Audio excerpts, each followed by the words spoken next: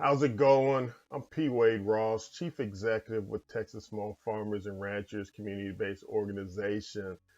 Since 1998, our organization has served as an advocate and an ambassador for growers from historically underserved communities throughout the state of Texas, especially in East and Central Texas. My role in the Fort Oak Cliff Farmers Market Project is really threefold.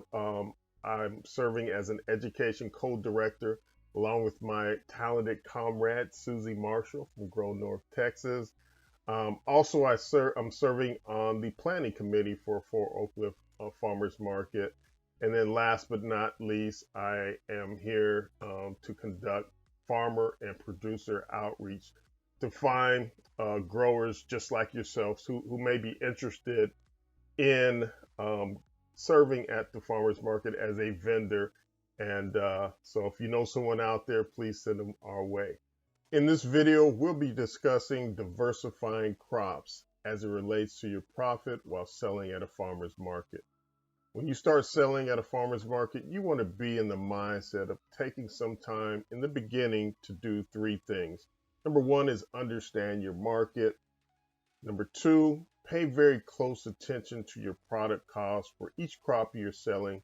And number three, set a price that customers are willing to pay, and at the same time, you're making enough profit to that's lining up with your costs and your time and efforts. Now, there are multiple reasons why you should consider diversifying the crops you plan to produce and sell. Here's just a few. Early on, diversifying can give you a faster, wider scope of what crops are selling the best at a certain time of year. Also can increase the learning curve on identifying what products are most profitable based on the sales price and the cost. It can increase the learning curve on what grows best in your garden in determining where your sweet spot is of what crops will bring you the most profit with the most ease. Also, diversifying crops can help increase your annual income by giving you the ability to continue bringing product to market year-round as you expand your gardening in multiple growing seasons. Production-wise, diversifying crops into multiple seasons will also help you protect your soil from elements like rain, wind, and hail that can otherwise disturb your soil and impact the growing of your crops.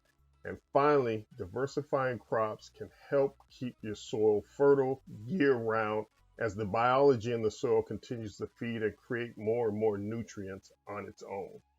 So here's some tips to help you get the most profit out of your farmer's market experience. First off, know your competitor. You can do this by identifying competitors and their sales outlets. Visit the market as well as other markets and check out the price of various items as well as the demand for those items. Ask the vendors what crops are flying off the shelves and why they think that they're flying off the shelves. For example, it could be due to a shortage that particular time of year. So whatever it is, make note of it. Record your findings and highlight what makes your product unique or that particular product unique, and then seize new opportunities to grow that particular product that's in high demand. Next, know your customer. What are people buying? How much are they paying? What do consumers really value, and why do they value it? Strike up conversations with the vendors when you visit these farmers markets and find out what people want that is not currently being sold out there. Is it something that you can grow and make a nice profit on? So know that if you have what people really want, folks don't mind paying for it. To help get those wheels churning in your head on what crops that you may want to select, here are some of the things that people typically are attracted to when they are showing up at a farmer's market. So one is that many people want to buy local. That's just simply attractive to them, that they feel good because they're buying from someone who's producing it locally. Others want to buy things that are organic or natural. Also, people like things that are considered heirloom products, meaning a crop that's not associated with commercial agriculture. People will come to farmers markets looking for things like that. And then, last but certainly not least, some people have certain cultural or ethnic preferences. So, those are some of the things you want to keep in mind. All right, so to recap, to help you in your decision making on what crops to diversify with, you want to visit our farmers market as well as other farmers markets in the area. And once you're there, you want to look, listen, and log. And what I mean by log is jot down notes.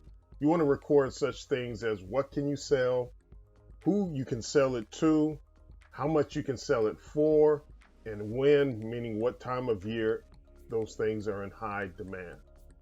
Then, once you've done your homework, narrow things down to the three products you're interested in starting off selling at the farmer's market. Record your competitors' prices, what they're charging, if that information is available. Then calculate your estimated cost to produce that crop. Next, determine the profitability. In closing, as you get started as a vendor at the farmer's market, I encourage you to be patient with yourself and your business. Know that this is not an exact science. It may take you 4 to 5 events before you even start really getting a good feel for what sells best.